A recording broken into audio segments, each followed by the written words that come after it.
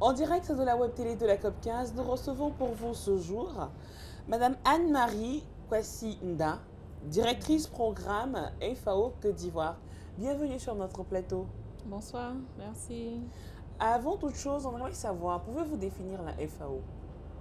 Merci. La FAO, c'est l'Organisation des Nations Unies pour l'alimentation et l'agriculture. C'est une organisation qui intervient pour assurer la sécurité alimentaire et nutritionnelle dans les États membres de l'organisation. Et nous parlons en ce moment, à cette COP15, de déforestation, de l'avancée du désert, de la sécheresse, alors que vous intervenez dans l'agriculture. Donc on est en train de se dire que pour l'agriculture, il faut forcément abattre des arbres. Oui, c'est la réalité, c'est la triste réalité, parce qu'en réalité, pour produire, il faut de la terre. Et pour accéder à la terre, beaucoup de producteurs sont tenus de détruire les arbres, de détruire les forêts pour pouvoir avoir de l'espace et cultiver.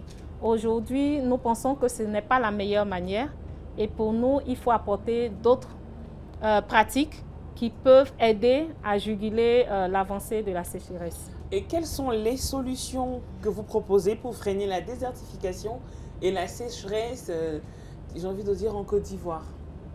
Pour la FAO, il existe plusieurs solutions. Nous pouvons citer quelques-unes, nous allons citer quelques-unes. En premier, l'agroforesterie. L'agroforesterie qui est une pratique qui n'est pas nouvelle dans nos pays, surtout en Côte d'Ivoire.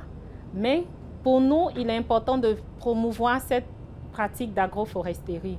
Et pour cela, la FAO appuie le gouvernement à travers certains projets à hauteur de 20 millions de dollars, un appui apporté au gouvernement de Côte d'Ivoire. Et nous avons mis un accent spécifique sur la cacaoculture.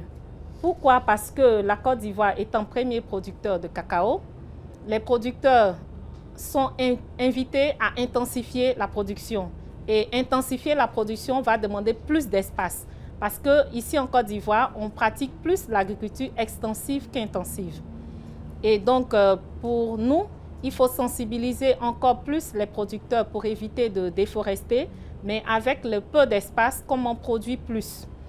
En plus de cette approche, nous avons également une approche qui est l'agriculture intelligente face au changement climatique. Et dans cette agriculture, il s'agit de rendre disponible auprès des petits producteurs aussi l'accès à l'eau. Parce que nous savons qu'ici en Côte d'Ivoire, la zone la plus sèche, c'est la zone du nord et le changement climatique a un impact. Et les producteurs sont à la recherche de sources d'eau pour leur production. Et pour la FAO, une technologie, c'est celle qui est vulgarisée beaucoup plus au Sénégal, dans le Sahel, qu'on a appelé programme des 1000 citernes.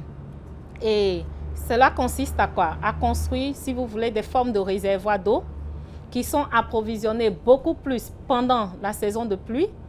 Et après la saison de pluie, cette eau est encore disponibilisée pour une certaine durée pour permettre à ce que même quand il n'y a plus d'eau, ces populations puissent s'approvisionner avec cette eau retenue pour continuer la production.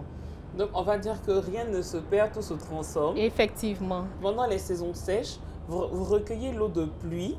Et c'est cette eau-là qui sert finalement à entretenir les plants, à entretenir les plantations et les différents champs. On a vu que vous avez mené une action justement en rapport avec, toujours dans le secteur de l'agroforesterie, il y a quelques jours. Pouvez-vous nous en dire davantage? Pour cette activité, il s'agit d'une visite de terrain dans le cadre de la COP pour promouvoir aussi les bonnes pratiques.